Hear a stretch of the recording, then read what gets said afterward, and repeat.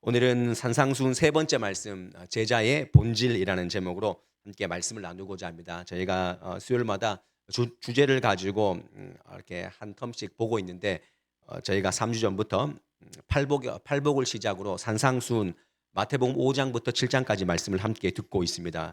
우리가 굉장히 중요한 첫 소두, 그 소론, 우리가 팔복을 통해서 말씀을 들었는데요. 이제부터는 그 팔복을 소유한 자들이 어떤 삶을 살아야 하는지 구체적으로 말씀을 이어나가고 계십니다. 그 말씀, 그 팔복을 아는 사람들이 어떻게 삶을 살아가야 되느냐, 팔복을 소유한 자가 어떤 삶을 사느냐라고 할 때 그건 단순하게 한마디로 말한다면 자유하라는 것입니다. 자유하라. 여기서 말하는 자유는요, 두 가지를 이야기할 수 있는데, 첫 번째 자유는 분리의 자유입니다. 분리의 자유, freedom from이라는 그런 분리의 자유. 이것은 예수님께서 5장 17절부터 7장 6절까지를 할애해서 쭉 말씀을 하실 것입니다. 너희가 무엇으로부터 분리되어서 자유해야 되는가를 말씀해 주시는 것이죠. 두 번째 예수님께서 말씀하시는 그 자유는요, 위하는 자유입니다. freedom for라고 말할 수 있는데, 7장 7절부터 27절 말씀까지 무엇을 위한 자유를 우리가 추구해야 되는지, 네가 자유를 가졌다면, 네가 분리된 자유라면 그것이 어떤 무엇을 위한 자유여야 되는가라는 것을 말씀해 주시는 것이죠. 이 두 가지 자유는 서로 연결되어 있는 동시에 순서가 있다라는 것을 기억을 해야 됩니다. 무슨 말인가 하면 이 분리의 자유를 경험한 자만이 위하는 자유를 행할 수 있다는 것입니다. 다시 한번 말씀드립니다. 분리의 자유를 경험한 자가 위하는 자유를 행할 수 있다. 예수를 따른다는 것, 마태복음 5장 17절부터 7장 6절까지 말씀에 주님께서는 자신의 업적, 그리고 종교적인 의무, 외식, 재물, 염려, 그리고 세상 사람들로 하여금 받는 그 비판으로부터 자유할 수 있어야 한다는 것입니다. 근데 이런 분리의 자유는 목적이 아니라 과정이라는 것입니다. 자유의 목적은 분리의 자유에서부터 위하는 자유로까지 전환될 때, 그때 진정한 자유가 완성되는 것, 그리고 그 팔복을 소유한 자가 제자된 삶을 그렇게 살아갈 수 있다는 것입니다. 오늘 이 말씀이 지금은 어렵지만 나중에 이제 이 말씀 마무리에 이제 풀려질 건데요. 우리가 5장 오늘 13절에서 16절까지 말씀 너무나 잘 아는 말씀인데, 이것은 어떻게 하면 우리가 분리의 자유에서 위하는 자유로 갈 수 있는가에 또한 서론이 되는 것입니다. 그러니까 참 제자는 분리하는 자유와 위하는 자유를 함께 가져야 되는데, 그 함께 가지는 제자의 본질이 뭐냐라고 말할 때 오늘 13절에서 16절 말씀이 그 제자의 본질에 대해서 명확하게 설명해 주고 있습니다. 우리가 너무나 잘 아는 말씀, 다시 한번 제가 한번 읽어드리겠습니다. 예수님께서 여러분들에게, 저와 여러분들에게 말씀해 주십니다. 너희는 세상의 소금이니 소금이 만일 그 맛을 잃으면 무엇으로 짜게 하리요? 후에는 아무 쓸데없어 다만 밖에 버려져 사람에게 밟힐 뿐이니라. 그리고 14절 말씀에 너희는 세상의 빛이라 산 위에 있는 동네가 숨겨지지 못할 것이요 라고 이렇게 말씀하고 있습니다. 우리가 너무나 많이 들어본 말씀, 너희는 세상의 소금이다, 세상의 빛이다 라고 말씀하십니다. 근데 여기서 우리가 자세히 보면 예수님은 소금과 빛이 되기 위한 그 제자의 삶의 조건이나 방법을 말씀하지 않았다는 것입니다. 조건이나 방법이 아닙니다. 흔히 말하는 예수님께서 너 회개해야 된다, 너 말씀 지켜야 된다, 너 나를 따라야 된다 라는 그런 제자가 되기 위한 전제 조건이 없습니다. 그러니까 이 말씀, 예수님께서 말씀하시는 것은 예수님을 따르는 자는 하나님의 은총을 받은 자이기 때문에 그 통치 안에 있는 자, 그 자체가 바로 제자다라는 것입니다. 다시 말해서 제자됨은요, 자기 노력이나 업적이 아니라 은총으로 되어졌다는 것입니다. 예수를 따르는, 이미 예수님을 따라가는 그 자체가 제자의 삶으로 이미 규정되어 있는 것입니다. 그러므로 제자는 이미 자신이 하나님의 통치 속에 있다는 것, 그 자체를 아는 것, 그것을 깨닫는 것이 굉장히 중요합니다. 여러분들이 이미 제자입니다. 믿으십니까? 여러분들 주님의 말씀 앞에 있기 때문에 제자입니다.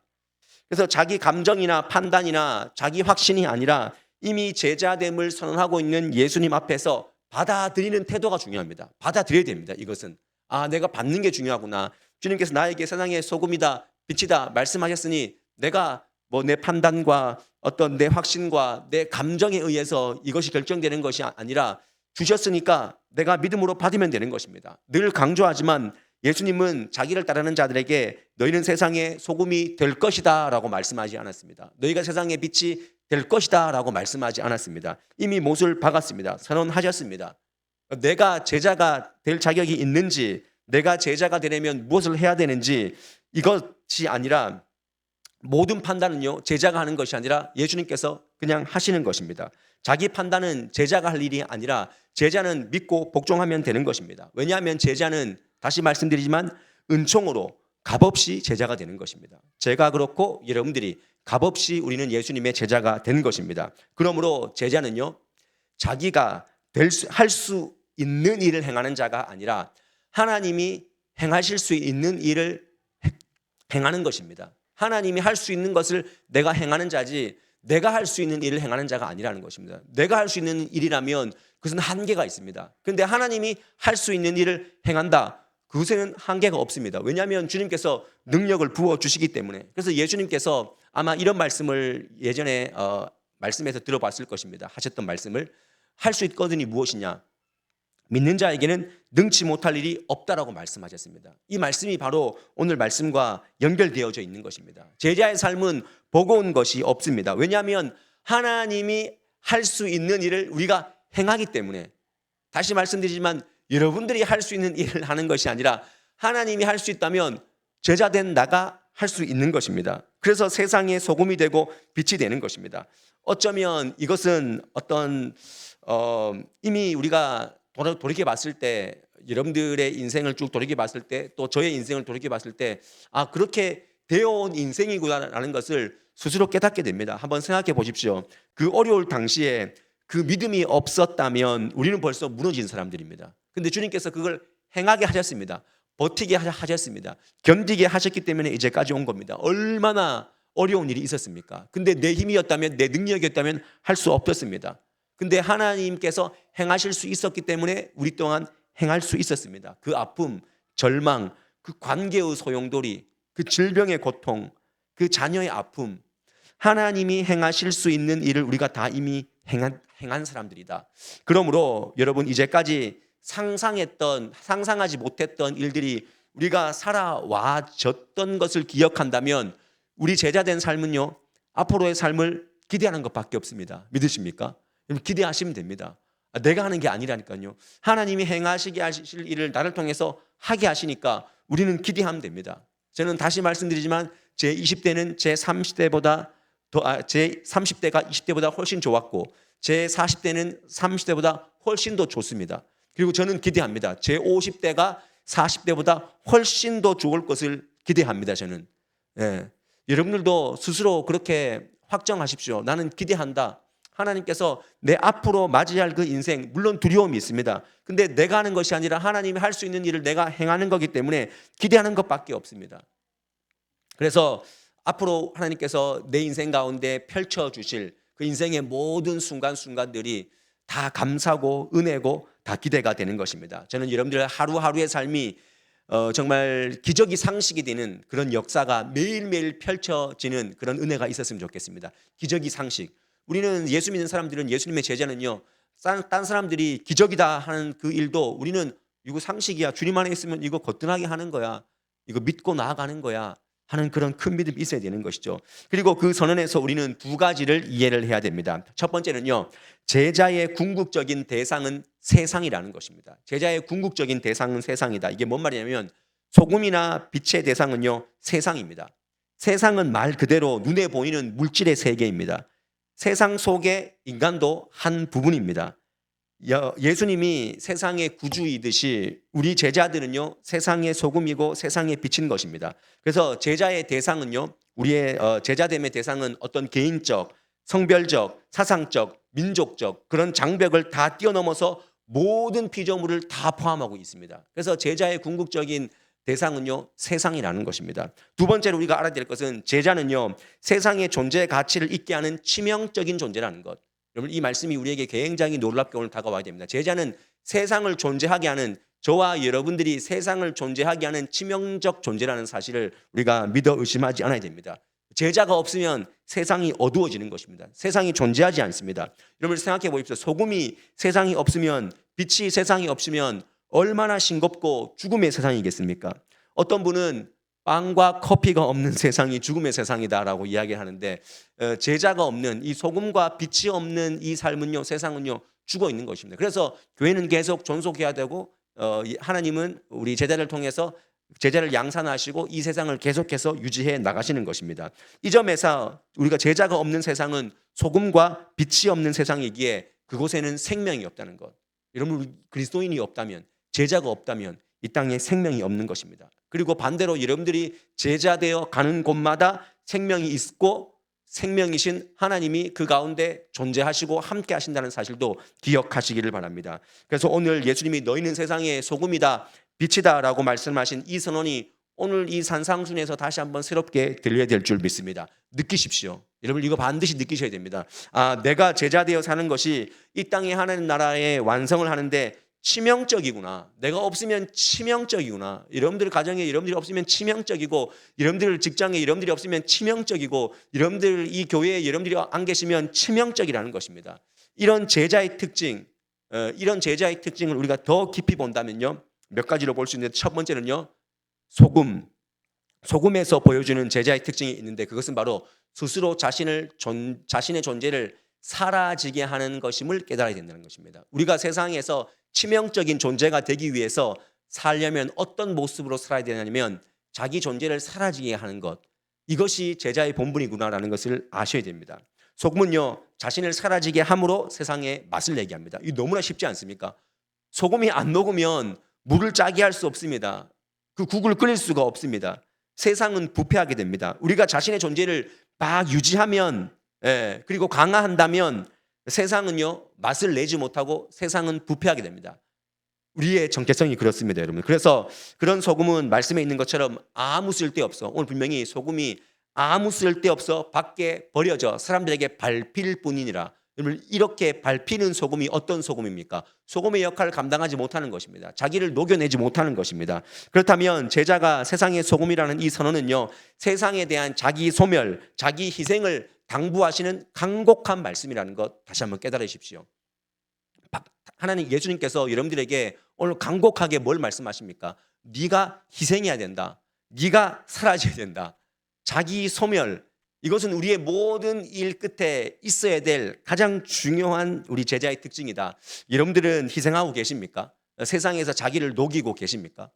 굉장히 중요한데 오늘날 성도들에게 오염되어 있는 가치관이 무엇입니까? 사단이 계속 우리 교인들에게, 성도에게, 제자된 우리들에게 계속 밀어 넣어주고 있는 그런 어떤 유혹된 마음이 있다면 그것은 바로 날 좀 알아주세요, 나를 좀 이렇게 도드라져 보이게 해주세요 라고 하는 이 심성이, 이 마음이 사단이 우리를 계속 흔들고 빠지게 하는 굉장히 쉬운 생각들이라는 것입니다. 우리가 여기에서 일어서야 됩니다. 내가 이만큼에 했는데 왜 나를 알아주지 않습니까? 하는 부분들이 얼마나 많습니까? 기독교 신앙은요, 내 공로를 감추는 것입니다. 우리가 어떻게 구원받습니까? 전적인 주님의 은혜로, 전적인 주님의 공로로 우리가 은혜를 받는 것입니다. 물론 칭찬과 격려를 우리 교회 안에서는 아끼지 않아야 됩니다. 여러분, 정말 칭찬해 줄 수 있어야 됩니다. 서로 너무 고생했다고, 너무 수고했다고, 우리는 서로 형제 자매된 그런 지체로서 칭찬할 수 있어야 됩니다. 그러나 그 밑바탕에는 뭐가 있어야 되냐면 나를 녹이는 신앙. 이 은혜라는 말을 가장 많이 하는 집단인데 우리는 은혜를 은혜로 여기지 않고 내가 뭐를 안 해주고 내가 뭐를 못 받으면 굉장히 섭섭하지 않습니까? 알아주기를 원하고 봐주기를 원하고 내세워주기를 원합니다. 그중에 가장 심각한 부류가 누구냐면 목회자입니다. 알아주기를 원하잖아요. 목회자는 성도들이 다 해놓고 자기가 전면에 나서서 하나님 영광 다 가리고 다 받으려고 하지 않습니까?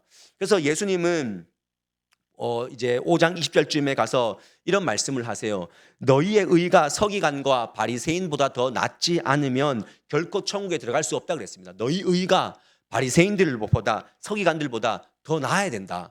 근데 우리는 나서기를 원하고 알아주기를 원한다면 이것이야말로 제자의 삶 가운데 소금의 역할, 자기 없어짐, 자기 사라짐, 자기 희생, 이걸 감당해내지 못하는 그런 어불성설의 제자의 삶이 아니겠습니까? 오늘 다시 한번 우리 안에, 교회 안에 하나님의 영광을 앗아가려고 하는 그 못된 마음들을 우리가 다시 한번 돌아보고 주님이 기억하시면 족합니다.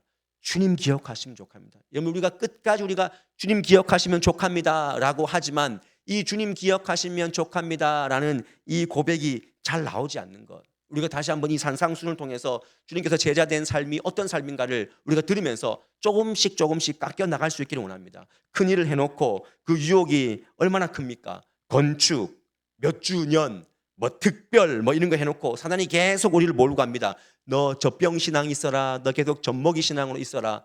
여러분들 히브리서 5장 13절 말씀에 이런 말씀이 있습니다. 이는 젖을 먹는 자마다 어린 아이니 의의 말씀을 경험하지 못한 자라 그랬습니다. 계속 젖병을 물려줘야 돼요.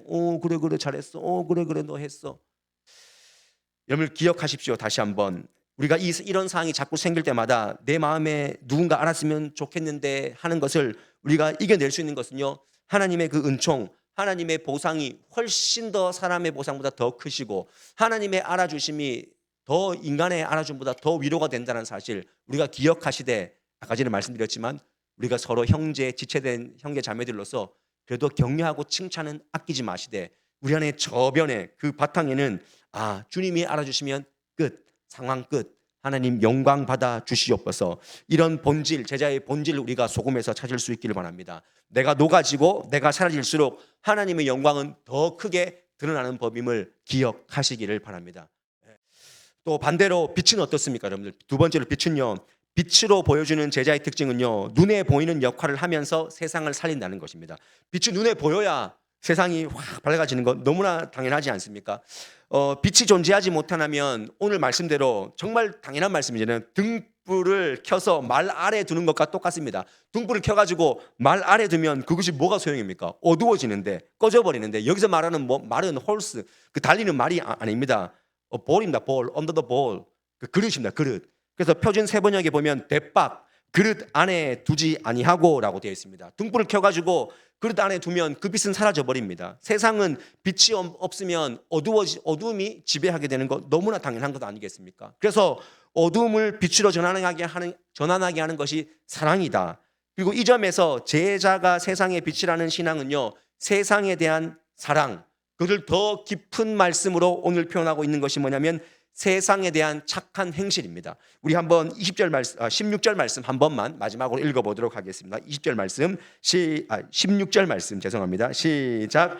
이같이 너희 빛이 사람 앞에 비치게 하여 그들로 너희 착한 행실을 보고 하늘에 계신 너희 아버지께 영광을 돌리게 하라 그랬습니다. 여기 말씀 보면 착한 행실로, 여러분들 세상에 여러분들이 만약에 빛으로 선포되어서 보내셨다면 주님께서 최소한 너희가 세상에 대한 그 사랑을 뭘로? 착한 행실을 통해서 그렇게 빛을 비추었으면 좋겠다라고 요구하시는 것입니다. 저는 이걸 구체적인 사례를 들기 전에 그냥 우리가 좀 친절이라도 했으면 좋겠다. 좀 갈수록 나는 원래 성격이 그런 성격이 아니요 라고 한다면 좀 갈수록 좀 순해지기라도 하는 그런 신앙인이 되어야 되지 않겠습니까? 여러분들이 가는 곳마다 웃음 바이러스가, 친절 바이러스가, 정말 예의를 갖춘 그런 어떤 상식적인 그런 모습들이 비추어진다면 지금 지탄받고 있는, 손가락질 받고 있는 이 한국교회가 하나님의 영광이 다시 한번 회복되지 않겠습니까? 다시 한번 여러분들 그 삶, 착한 행실의 삶, 제가 일부 예배를 쭉 매주 드리잖아요. 일부 예배 오시는 분들은 딱 정해져 있어요. 그리고 일부 예배 분들은 축도 마치자마자 제가 뒤에 가기 전에 싹 나가시는 분도 있어요. 다 이해합니다. 제가 놀라운 사실은 뭐냐면 그분들 이 생명의 말씀이, 예배가 하나님 살아계신다는 것이 정말 느껴지는 게 뭐냐면 이렇게 보면 진짜 저는 저한테 계속 화난 줄 알았어요. 교회 와서 계속 근데 화를 나는데 왜 교회는 오셨지? 이 생각은 계속하면서 몇몇 분을 봐요. 근데 제가 그 예배를 한 달, 두 달, 석 달, 그분이 반년 이렇게 예배를 드리면서 그분의 얼굴이 바뀌는 걸 제가 봅니다.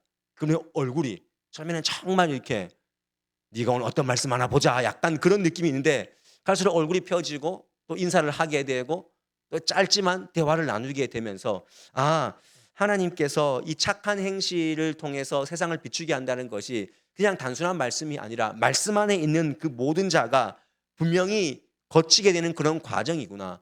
그러니까 여러분들 예수를 믿고 변하지 않는 것이 기적이라니까요. 기적 중에 기적이 뭐냐면 예수님의 말씀 안에 있는데 안 변하는 게 진짜 기적이라는 사실을 우리가 다시 한번 느끼게 됩니다. 주님께서 여러분들에게 오늘 다시 한번 말씀하십니다. 착한 행실로 나아가라. 너희 가는 곳마다 좀 선하고 부드럽고 좀 나이스하고 이런 좀 바이러스가 있었으면 좋겠다. 그런데 이 소금과 빛의 공통점이 뭐냐면요, 결국 자기 사라짐입니다. 자기를 태움으로 말미암아 소금도 자기를 사라지게 함으로 세상을 살게 하고 빛도 자기를 태워버림으로 세상을 밝히는 것입니다. 이것이 사랑입니다. 이렇게 될 때 제자는 자기로부터 자유하게 되고 그리고 세상을 위하는 존재, 하나님을 위하는 존재가 된다는 것입니다. 그것은 자기를 사라지게 하는 거기 때문에 심령이 가난한 자입니다. 이것이 처음 본론과 또 맞아떨어지지 않습니까? 자기를 사라지게 하는 것이기 때문에 심령이 가난한 자가 되는 것이고, 또한 세상을 살리는 것이기 때문에 너희 아버지께 영광을 돌리는 것이 되는 것입니다. 자기로부터 자유해야 세상을 위하는 자가 되고 하나님을 위하는 자가 되는 것입니다. 여러분들 어떤 것에 지금 걸려 있습니까? 주님께서는 이 산상수훈의 말씀을 통해서 자유해라, 그리고 세상을 위하는 그 자유, 네가 선택하고 그 삶을 온전히 살았으면 좋겠다라고 우리에게 요구하십니다. 자기로부터 자유하시고 세상을 위하는 존재가 되십시오. 그것이 제자의 본질인 줄 믿으시고, 오늘 우리가 다 안다고 하는 너무나 흐뭇하고 따뜻한 말씀, 이 산상수훈의 말씀 들었습니다. 근데 오늘 우리가 다 아는 말씀이지만 이 말씀이 그저 쉽습니까? 그렇지 않습니다. 자기를 사라지게 해야 되고, 자기를 희생해야 되고, 자기를 태워야 되는 이 삶이 마냥 쉽지는 않습니다. 그러나 아까 전에 말씀드렸듯이 내가 하는 것이 아니라 하나님이 하실 수 있는 것을 우리가 행하면 되는 것입니다. 오늘 그 삶으로 여러분들을 초청합니다. 부활 이후에 우리가 부활을 살아내는 것이 중요하다라고 말씀을 드렸는데, 이 제자의 본질의 삶을 통하여서 여러분들이 가는 곳마다 부활의 역사가 일어나고, 죽었던 것이 살아나는 역사가 일어나고, 회복되는 역사가 일어나고, 따뜻해지는 역사가 일어나고, 정말 썩은 것이 회복되는 그런 역사가 일어날 수 있기를 주님의 이름으로 간절히 축원드립니다. 저는 오늘 여러분들에게 이 찬양으로 함께 다시 세상에 제자로 파송 보내려고요. 오늘 이 결단 찬양의 제목이 파송의 노래입니다. 파송의 노래. 주님께서 여러분들을 다시 세상의 소금으로 빛으로 파송시킵니다. 믿으십니까? 믿으십니까? 네, 오늘 아멘 안 하시는 분들은 지금 뻗대고 있는 건데, 주님께서 오늘 여러분들에게 다시 한번 너의 가는 길 위에 평강이 있다. 지난주에 주님께서 세 가지 말씀을 하시지 않습니까? 평강이 있을지어다, 그리고 내가 너희를 세상에 보내노라, 그리고 성령을 받으라. 오늘 말씀과 또 성경은요 다 연결되어 있습니다. 뚝뚝 떨어지지 않습니다. 그래서 오늘 이 찬양을 하시면서 주님 저를 보내주시옵소서 하는 마음으로 우리 이 찬양으로 주님께 영광 돌리도록 하겠습니다.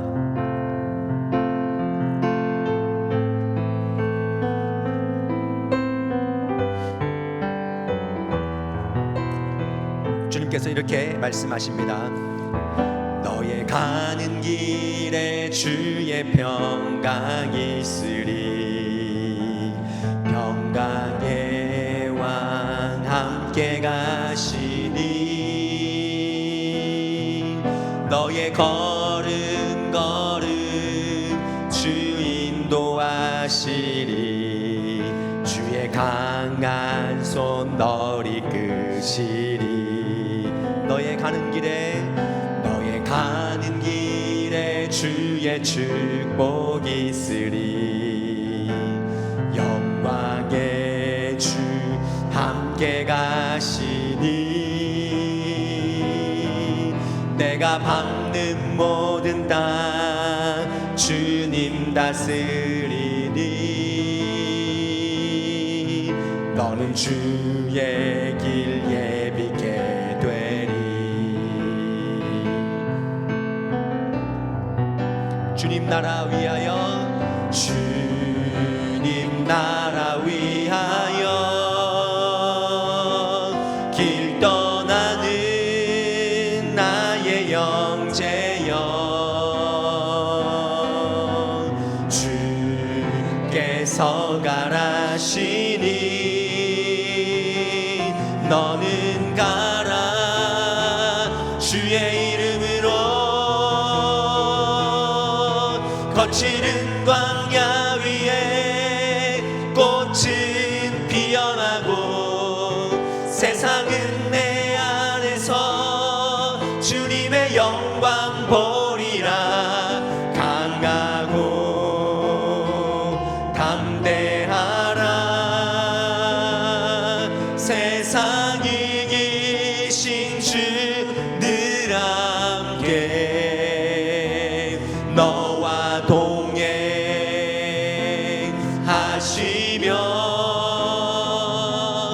내게 새 힘을 주시리. 주님 나라 위하여, 주님 나라 위하여 길 떠나는 나의 형제여, 주께서 가라시리. 너는 가라 주의 이름으로. 거칠은 광야 위에 꽃은 피어나고, 세상은 내 안에서 주님의 영광 보리라. 강하고 담대하라. 세상 이기신 주 늘 함께